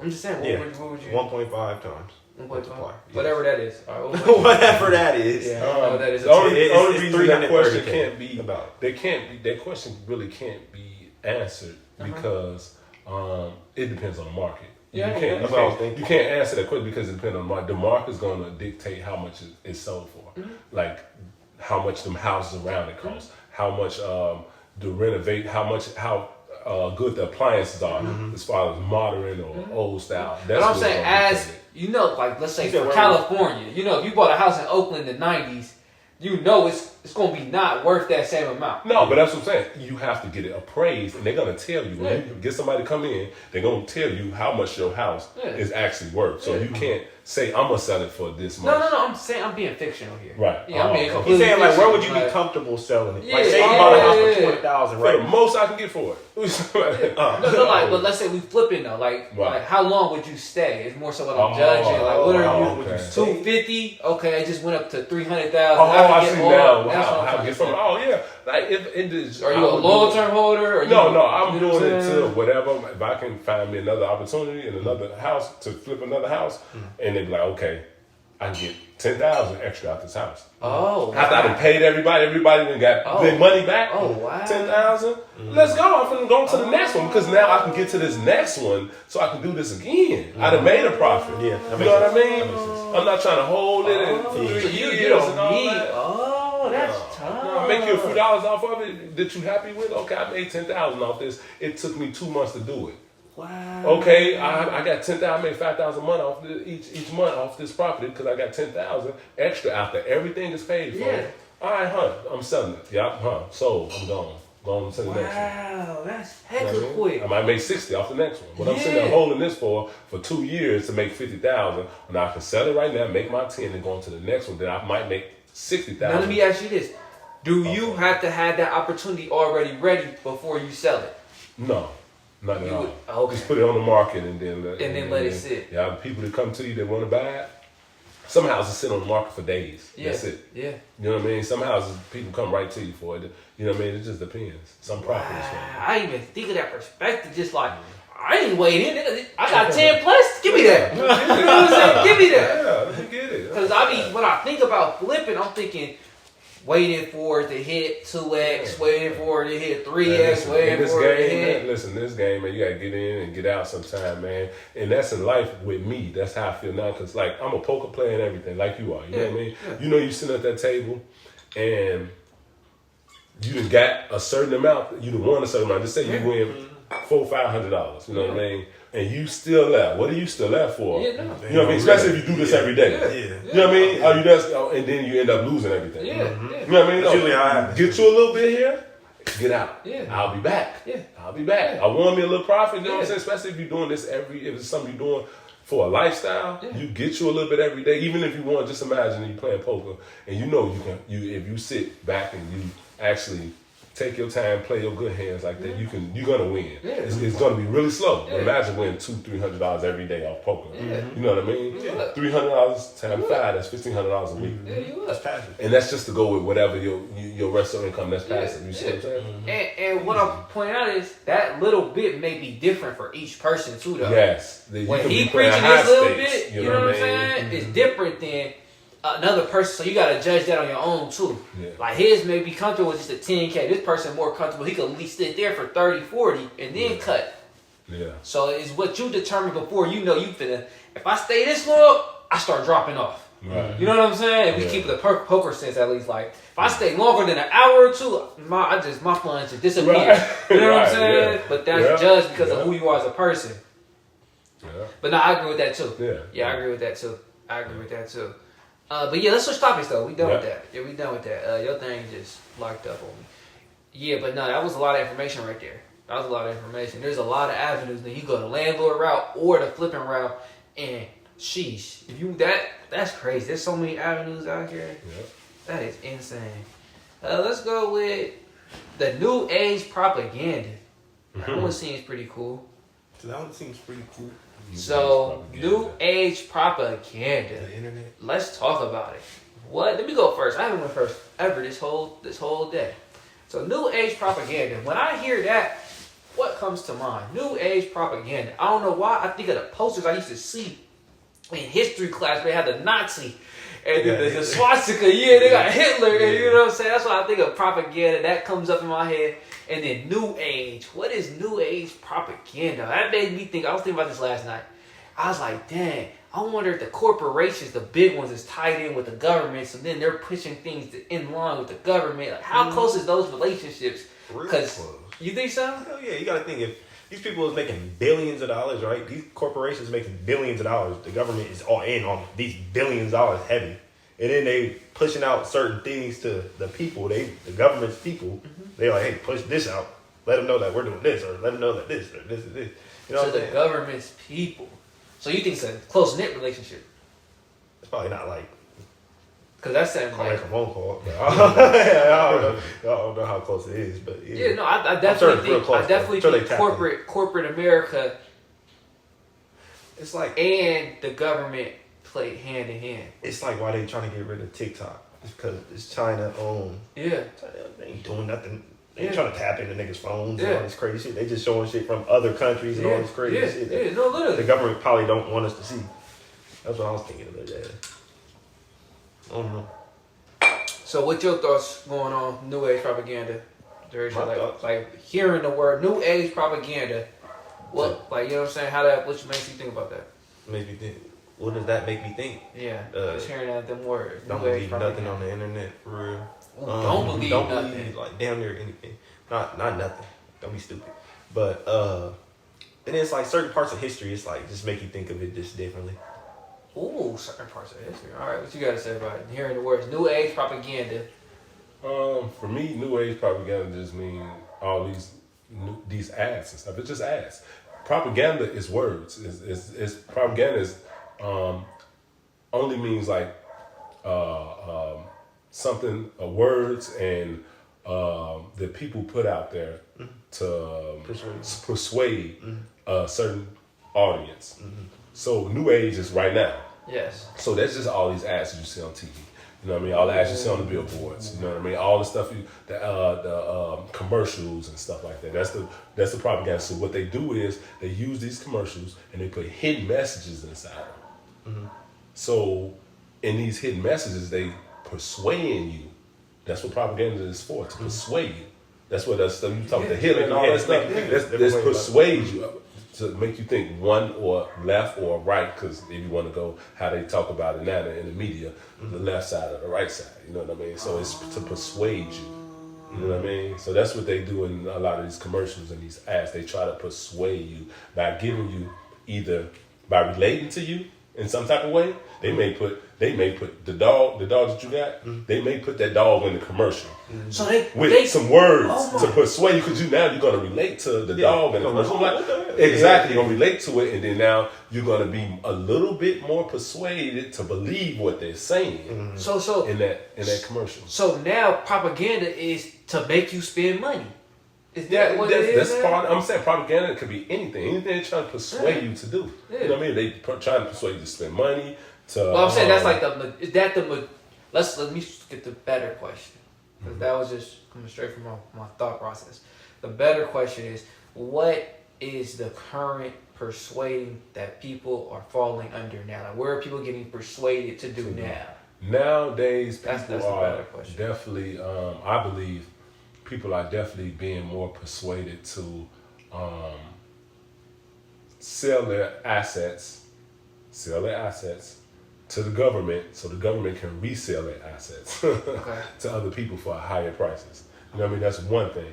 And of course, people are, like you said, being persuaded to spend more, and they're being persuaded to believe that the economy is going to collapse. Ooh, so you need to just YOLO your life. You know what I mean? You need to YOLO your whole life because you believe that the economy is finna just collapse and that's gonna be no more United States type thing. You know what I mean? So is that why like the eggs and all that shit is so crazy right now? Yeah, like 12 eggs, like $10 right now out here in California. Yeah, but that's well, it's always been inflation. You know what I mean? Inflation has been constant since the American started. You know what I mean? So that's all that is. Like, you know what I mean? The stock market always bounces back. Like all that stuff always corrects itself over time. You know what I mean? So it's a lot of panic coming from places. But what do you think is the new age propaganda persuading people to do? What's your thoughts? What is it persuading them to do? Yeah, what's your thoughts? Like how he answered. I mean, so what you think about what's the real definition of propaganda? Isn't it just like trying to make somebody really think a different way, pretty much? Persuading. Yeah. Okay. Yeah. My phone is being used. Nah, I know it's all good. I mean, I feel like new age propaganda is used like every day. Like presidencies is propaganda going on. That's all it is. That's all you think it is. What do you mean? You said politics. It's government. Whatever. Yeah, that's exactly what y'all said. It's a propaganda is communication that is primarily used to influence or persuade an audience to further an agenda. That's exactly what we said. Yeah. You know what I mean? So what do you think the agenda they're trying to get the mass to believe? That's what I'm asking you. I see what you're saying. He answered, you know what I'm saying? I don't know. I think it's just a lot. I don't know. There's a lot of things that's going on right now. I think everything that's being pushed out, like the big things on main media right now, like for instance, like with Islam going on in Islam right now, Free Palestine and all that shit, shit like that. Like I said, with history, some of Black history probably been mixed up. Some of shit like that, Nazi history, whatever, been mixed up, whatever, all types of crazy shit. I think I feel like even just like the old propaganda pushed into the new propaganda. You know what I'm saying? Because we had propaganda going on during all these wars and shit. Wars, that's when propaganda came. It's like, hey, fuck them pretty much. Fuck that other country. That just, this other country did this. This other country did this. They saying the same thing to us. You know what I'm saying? It's just siding against each other. I don't know. It's hard. It's hard to explain. Well, I got a whole different take. Yours is kind of mine was all over the place. Mine is, it said push an agenda. Reading that definition shook me because it made me question. They trying to control the mass. So then that made me think about why are these topics so popular? You know what I'm saying? Now I'm thinking like push agenda. So that means they're pushing things forward to light. So now I'm thinking about like AI. Everybody talk about AI and everything that's going on with AI. There's a reason why that's being talked about. You know what I'm saying? And it may be pushed by them. You know what I'm saying? Basically questioning what everybody is talking about. Made me think of that propaganda because it's brought to the forelight for a reason. You know what I'm saying? That make any sense? Yeah. No, it makes sense, but are you trying to figure out why? I'm trying to figure out what are we missing? Like questioning this whole, what everybody said, like when the crypto was going down, there was like XRP, buy it. You know what I'm saying? Like the masses. And it's just like questioning, taking a step back and questioning the masses at times. That's all I'm saying. And just to expound on that a little bit, this is a big thing here too. That people got to understand. People cannot behave beyond what they believe. People cannot behave beyond what they believe. Think about that for a second. People cannot behave beyond what they believe. So if you believe something, you're gonna behave in that manner. Ooh, talk about it. Just for example, a good man. Can a good man? This is a question for you. Yeah. Can a good man, a pure man, turn a good man turn a good woman bad? Yes. So you say a good man? No, good man turn a good woman. You have to be bad himself. Yeah, exactly. So people can't behave beyond what they believe. So if he's an upstanding citizen, he's a good man. He's not going to sour. You're not going to be a good apple and spoil a good apple. You know what I mean? You need to have a rotten apple to spoil a good apple. Yeah. You see what I'm saying? So people can't behave beyond what they believe. So if you believe the propaganda, if you believe the stuff that you see, you're going to behave in that manner. You can't behave outside of what you believe. You can't be like, okay, I believe wholeheartedly in the Lord. I believe wholeheartedly in all the workings and all the books of the Bible, and I live in my life in that direction. But I'm the devil. Yeah. You can't have. How you gonna behave as the devil? This is what if you believe wholeheartedly what you're doing. You know what I mean? If you believe with all your mind, body, and soul that something, how can you behave differently? Yeah. I get it. No, I get it. You definitely can't. But also, I want to point, and we can talk about this. Humans, like the example, you really, when you said that religion, when I said, oh my God, I know a lot of religious people who sin. But they didn't believe in what they do. But how many people are we seeing that believe to the point where they're not open to others' influence? That's what you pointed out. When people who believe to the point where no matter what you say to me, I'm not looking that way. Right. Like, you know what I'm saying? Like, now how rare is that person? What? Is that person right there? Yeah. I think that's more common than rare. You think that's more common? Yeah. People believing to the point where they cannot be persuaded. Yeah. It's kind of hard to persuade some people. I don't know if it's common. It's common. It's not like rare. But I know a couple people. I mean, like, because I think of hypocrites. Like, because how do you factor out believe and they just saying? Exactly. So you saying you can't factor that. That's what a hypocrite is. Yeah. So the thing is, when you believe, a lot of people may say that they are one way. Yeah. But are they walking in that way? Yeah. Are they fully walking in that way?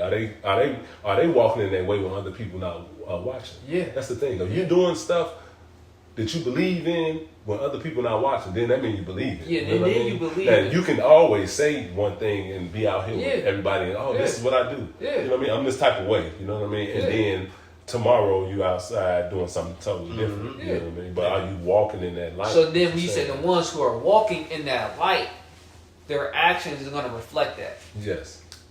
And their actions are going to reflect it when the people are around and when people are not around. That's when you do. Like that's when you show who you are. Yeah, when nobody's around. Yeah. That's who you are. Yeah. You know what I mean? And expanding on that with the propaganda, tying that back into there. How do you tie that back into there? Into propaganda? Yeah. So when people see propaganda, when a message is put out to the public or to off social media to the public or whatever, you believe whatever you see on TV, you're gonna behave towards that belief. So like if you see that, if you see them on social media say that, you know, a plane crash. They say a plane crash. You didn't see no pictures of it. And then they say a plane crash. If you believe a plane crash at the airport you finna go to, you still gonna go there? No. You see what I'm saying? You can't behave beyond what you believe. That makes sense. That makes a whole lot of sense. Oh my God. That's like how they're pushing out the Diddy shit. Everybody believe that Diddy been beating Meek Mill cheeks in the back. You know what I'm saying? Hey, exactly. So you see Diddy, all you gonna think about is like, the oil. Exactly. Baby oil. That's all you So basically, they could, based off, basically, they control what you think by what you see. Can control, yes. That's exactly what they do. If you're oblivious to it. That's exactly what they try to do. But you have to understand, they control a little bit of piece of every single person because you don't have nothing but what you see.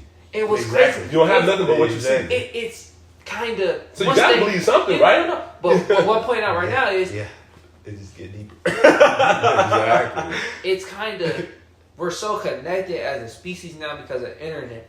They don't even need to be associated to push their agenda now. They just need someone to start it. Yeah, simple. And then a lot of followers. to you. That's an avenue to you. Is look, it's a TV, it's a social media, it's a radio through music. Yeah. Because people persuade people through music all the time. That's your thing, music, right? And you can definitely be persuaded through music. Like people say, "Oh no, you can definitely it changes your energy and everything." Yes, exactly. So everything is a persuasive. They said when Lil Wayne came out maneuver. with eating coochie wasn't cool. Right. They said he was the reason why he became pussy cool. Monster, Yeah. And now everybody want to be a pussy monster. You know what I mean? Yeah.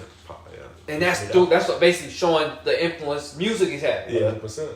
Oh, that's a whole different topic right there, though. That's not. But that's propaganda. Yeah, it's That's another. propaganda. Yeah, it's like murder music. That's Remember how we was talking about the aliens came and they was trying to figure out how to rule this world as efficient as possible. Mm-hmm. This is the things that we'll be thinking about. Yeah, right. Right. Yeah. The music, the TV, Yeah. they controlling your visions. Controlling your senses. They controlling our taste. Yeah, 100%. Yeah. If we addicted to sugar, they. Yes, you tap it in, brother. Your third eye is opening. That is crazy. Your third eye is awakening right now, brother. They got us to the ear, they got us to the sight, they got us to the taste. Yeah, of course. That's why I just told you. I'm surprised they ain't got prostitution legal. Listen, that's what I say. Look, it's definitely legal. It's legal. They got brothels. But look, you have to understand that, like I said, they control you to some extent. Every single person, because you got to think they control you. Your senses are being used, are being manipulated. Uh-huh. Every sense you have is being manipulated in some type of way to push something. You got to put something, even if it's like you said, smells. Even if you go past a restaurant, and there's a certain smell that they always have. That smells so good. Look, your brain recognizes that. Yeah. You know what I mean? They're persuading you to like something that they have. Yeah. So, and you're gonna remember it, even if it's subconsciously. Yeah. No, you are. You know, 100%. It's just like school history books. Yeah. Just like that. You don't know what's real in there. Exactly. They just wrote you wasn't there when it happened, was you? Exactly. If they you got to believe that what's in those books. You know what I mean? 100%. That's why a lot of historians, they do research beyond like just what we know. You know what I mean? So they try to go and do more and more research. Obviously, they weren't there either, but there's ways to find out certain things. And if they were true or not.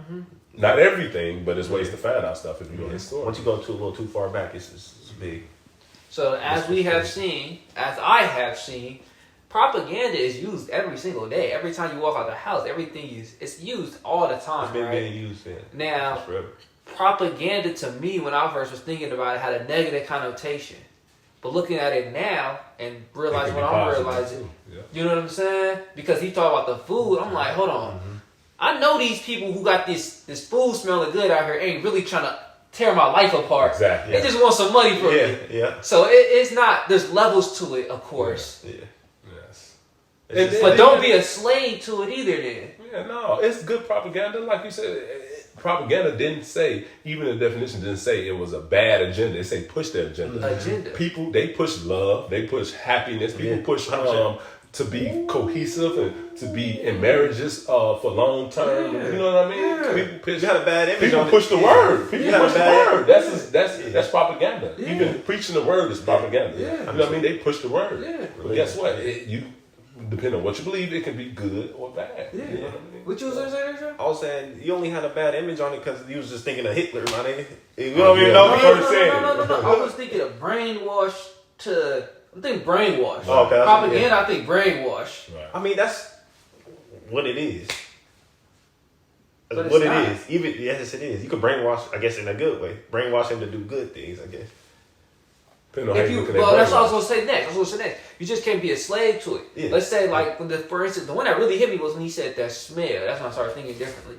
Because if you walk in and you smell like a bakery, a slave to the propaganda, which is instantly every time, no control. Walking, like you instantly believing when you see something on the internet, instantly believing. You know what I'm saying? Like you just no type of question. Like, do I need this? Like, hold on, bro, I'll do this later. There's no questioning it. That's when I said that you officially in that. Yeah. But you could question it though. You know what I'm saying? Like we could question like, oh, is this really true? Like, that's what I'm saying. Come on now. Let me do my own research. Yeah. That's what I was pointing out. Like the ones who are just see it and instantly believe it. The ones who hear it instantly believe it. The ones who feel it instantly do it. You gotta stay away from them. Yeah, it's very common. Some people are easily influenced though. You know, everybody's mind works differently. You know what I mean? Some people, this is what propaganda does to some people. It radicalizes them. It makes them fully immersed in whatever they've seen or heard or something like that. Fully immersed to where now they can't think outside of that. You know what I mean? That's how you radicalize somebody. Yeah. You know what I mean? And I don't want, that's why I said, I don't want that. No. He said, that's what you gotta think of everything. Yeah, no, more so like in the more so sense of those are good for a cause, right? I'm still trying to build my cause. So I would take that after my cause is built. You know what I'm saying? Let me get them people. The radicalized ones. You know what I'm saying? And they believe in doing anything for this. You know what I'm saying? Completely immersed. People like that. And then when you start thinking like that, now it gets nasty. Because then my brain is evolving. Now I'm at the head of the cause. Now I'm thinking of all influence. Now I'm pushing money behind these things. Then it's going this way. Like now you even think of games. Games radicalize people. Yeah, think about that. You go out there for your game and you killing people for it. You know what I mean? Well, when it was real game banging, you know what I mean? But, you know what I mean? And games have a what? Who at the top of the game? I don't know. A chief. Oh, the chief. The leader. Yeah, he pushing down his agenda. Yeah, literally. Now that's how I go, and I just listen to it, and I'm more so thinking about that topic, new age propaganda, and it's just the new ways they're doing it is like always. It seems like the music ain't changed. Right. They've been using that. They still using it.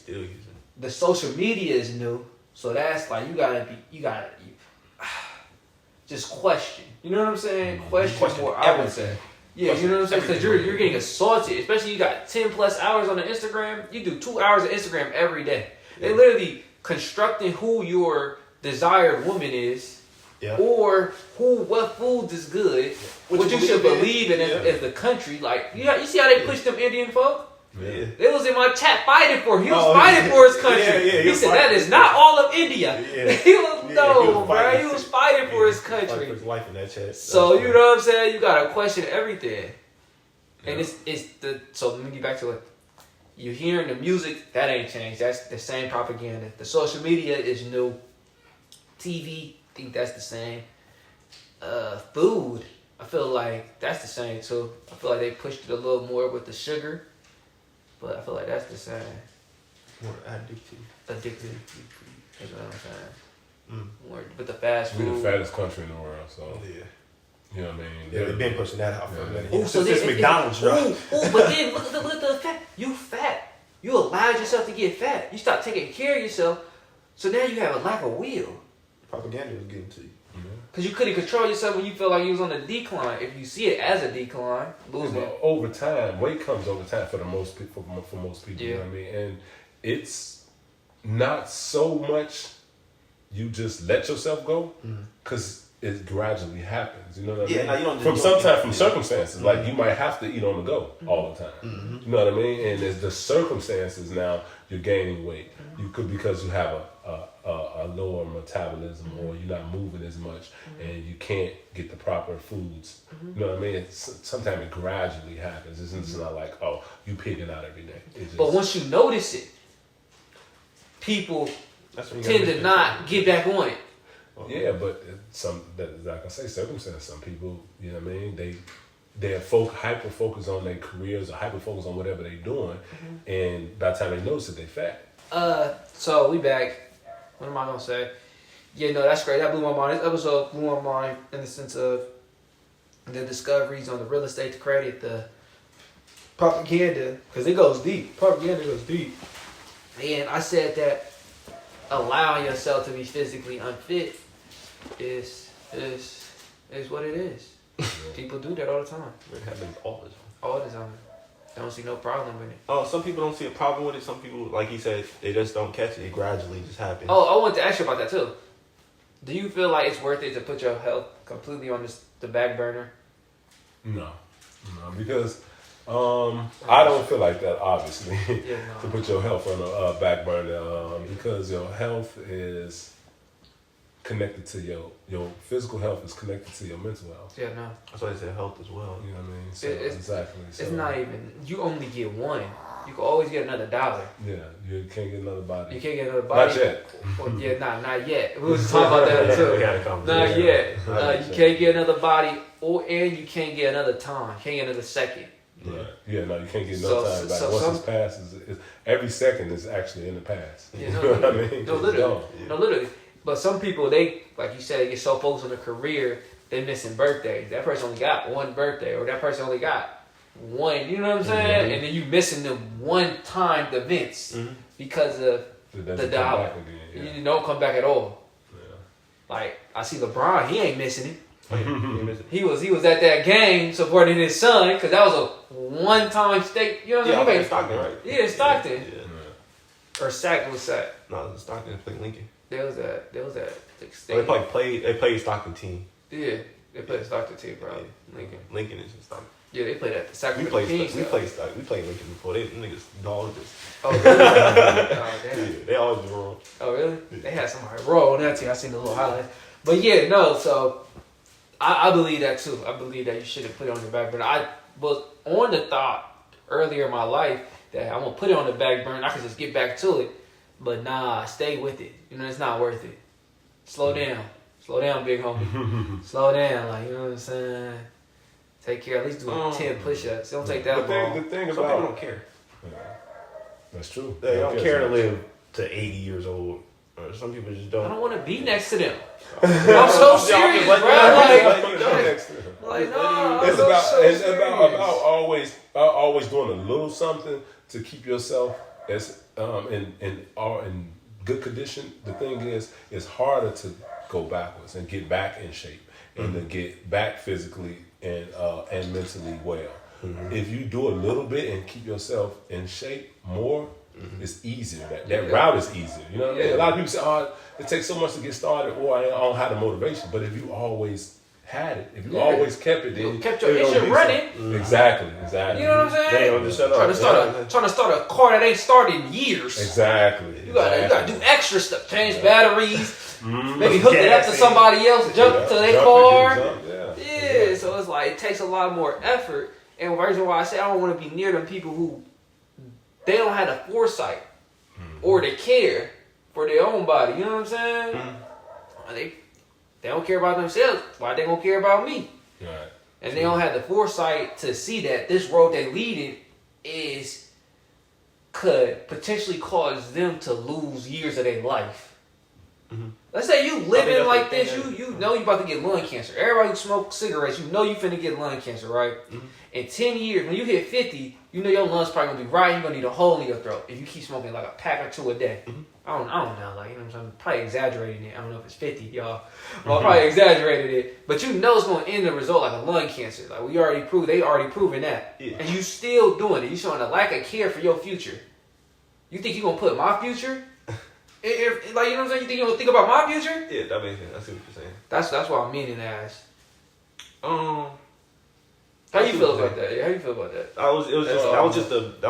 was just not a good example. It's a good example. That's not a good example because cigarettes is like it just has to do with other things. That's not physical thinking about the future. Saying like it's an addiction, bro. It's like that's like one of the craziest addictions that I've seen. That's the same thing with overweight. It's a little different.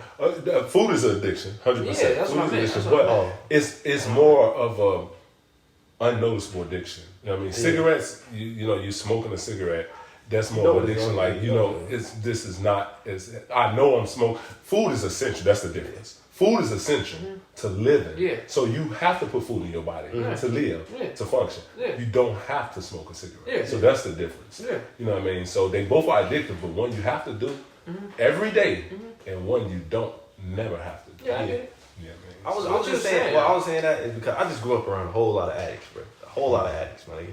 So it's not that they know what's gonna happen. They know the consequences of it. It's not that they don't want to live or they don't care about their future. That's not why they smoking cigarettes. They smoking cigarettes because they either stressed out, other shit on their mind. That's just the way that's their way of getting whatever they got going on up here out their mind.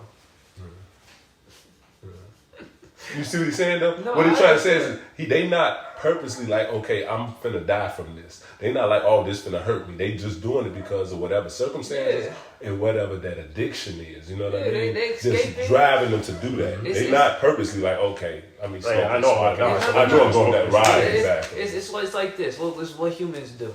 And I haven't got to this chapter yet, but I read the book already. It's the pleasure principle, bro.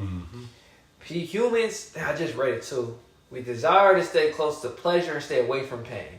What your people that you surrounded yourself and what you seen, not really surrounded yourself, but like what you were surrounded by and seeing, they was using a cigarette, which is alleviating the pain they're feeling right now, but it's gonna bring tenfold in the future. So what they're doing is they're not using their long-term sight to see like the pain that I'm feeling right now ain't probably gonna be nothing when my clock is ticking at 50 years old. You know what I'm saying? When if I have to bring a tank with me everywhere I go. Okay. That's what I'm saying. No, I see what you're saying. I do. Does that make any sense? No, it makes 100%. It makes a lot of sense. I see what you're saying. Okay.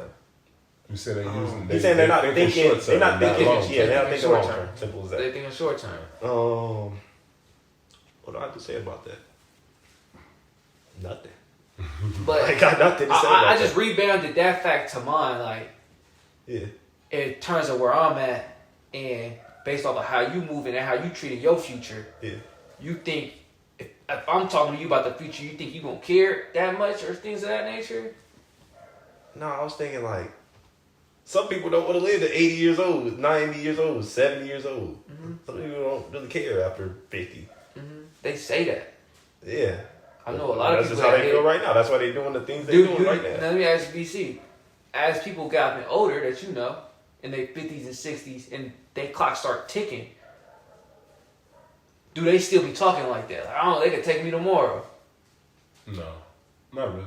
No, I think it's sections too. I think that when you're young, you look at it and you see older people and you think suffering. You know what I mean? So when you see older people, you're like, okay, I don't want to be like that. You know what I mean? Like I got a homie. He's like, okay, I want to live to get old enough to do for myself. That's if I can't do for myself, then take me out of there. You know what I mean? That's me too. If I can't wipe my own ass, right? Take me out of there. That's what some people think. So, and then there's sections to it. Like I said, with mid-age people, they like, okay, they still want to live because it's like, okay, all that time that went past so fast. Mm-hmm. When you get older, like you 80, 90 years old, some people at that age, they like, okay, if I pass, when I pass, I'm gonna pass soon. When I pass, take me. Oh well, I've lived a good life. Mm-hmm. You see what I'm saying? Well, I lived a long life. Mm-hmm. You know what I mean? Once you get older. So younger people look at it, they be like, I don't want to get old. Middle-aged people look at it like, I want to live some more because that time that went past so fast. Mm-hmm. Think about it. Mm-hmm.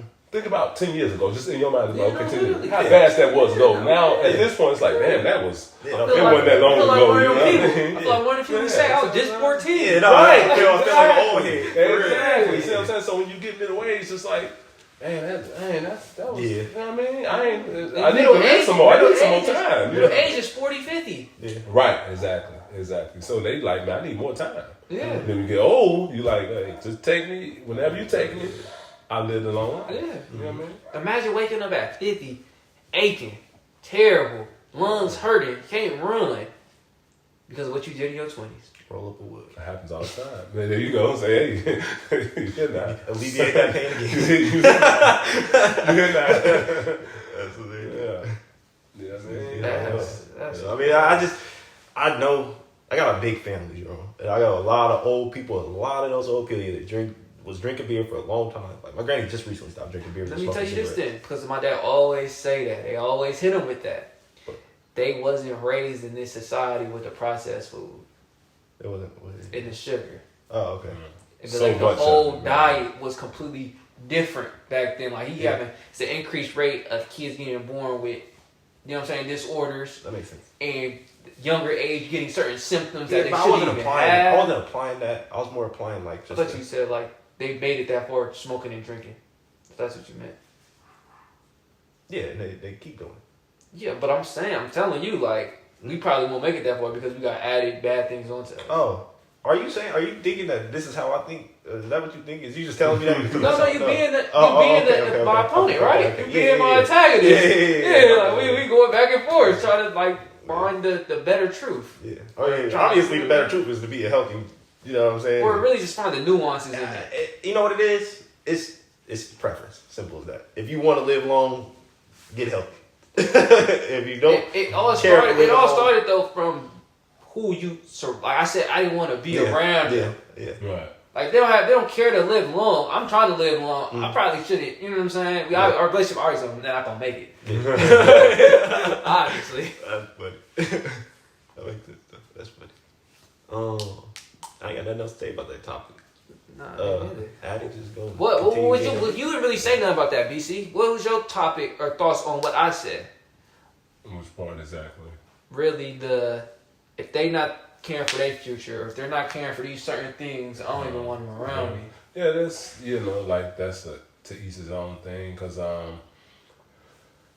would think that somebody that didn't want to live to be 90 doesn't mean they're gonna be that this doesn't necessarily mean they're gonna be reckless. They just saying that like, I don't care about I don't want to be really old. That don't mean they're gonna go and just kill themselves. You see what I'm saying? And reckless comes in many forms. Like you say, some people have addiction. You might consider that to be reckless because you got addiction to drugs or you got addiction to, you know what I mean, smoking cigarettes and stuff like that. And then you also have the people that walking around and that they also see different parts of life where they got grandmothers and grandfathers that's been smoking since they was 15 and they 98 and they still walking. So like, you know what I mean? You can, but you can't say you can do the same thing. You know what I mean? You can smoke for 5 years and die and catch lung cancer. And there's people that smoke for 45 years and ain't nothing wrong with their lungs. Well, their lungs is not really good, but ain't nothing wrong with other than that, like their overall health. You know what I mean? So it depends. You know what I mean? So I feel like it don't change my outlook on people like that. Like, you don't want to live. I can be around you. I would say if you don't want to live right now, then no, I don't want to be around you because now I don't know what you might do. But if you don't want to live to be 90 or 100, like it's not gonna affect me. You know what I mean? I don't think any of that is gonna affect me for like. Once about like past like 50, like we don't have a phone call every 2 weeks in a row. We have a family with 4 kids or something, nigga, in the house chilling. That's what you think. Yeah, that's what I think. I mean, that's what I think. I'm probably gonna be the same guy calling everybody. Yeah, no one. I'm probably gonna say the same. And I'm just saying, answering the phone. I don't get no phone calls. I'm like, that's why I don't care about other people. Like, it depends. Not that I don't care about other people. You already do a lot. Like you know, you have to really segregate your time to make these phone calls. You know what I mean? No, I have. Like, it's been a problem now. You see what I'm saying? It's a problem. That's what I'm saying. Just imagine. Just imagine about in 5 or 10 years if you have multiplied your tasks and the stuff you do in your day way beyond this, and then you gotta do this. You gotta do 10 different things. Just say you're doing 5 things now during your day, which you're not, and now you're doing 10 more things. Yeah, 15 now. Now, are you still gonna be able to every single day find that time to make those phone calls? And then you got a girl in play on top of that, and or kids. I hope. It may not. I hope may not be the same. You know what I mean? Yeah, no, I definitely see. You know what I mean? That's what I do now. I have to figure. I had to section it out, like for like. So I can only call when I first wake up or 9 p.m. And 9 p.m. is risky because that 9 p.m. is my intelligent time. Right.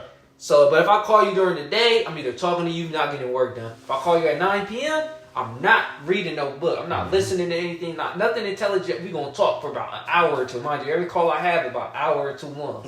It ain't no short ones. It's not no short ones. Yeah, unless you cut it short, it's not. It's not no short ones, and it seems like I have a problem just stopping people talk. Right. It'll be, I see my deadline coming at 10:30. But they talking to me. It's 10:30 now. They talking to me. Then it's a 10:45. They talking to me.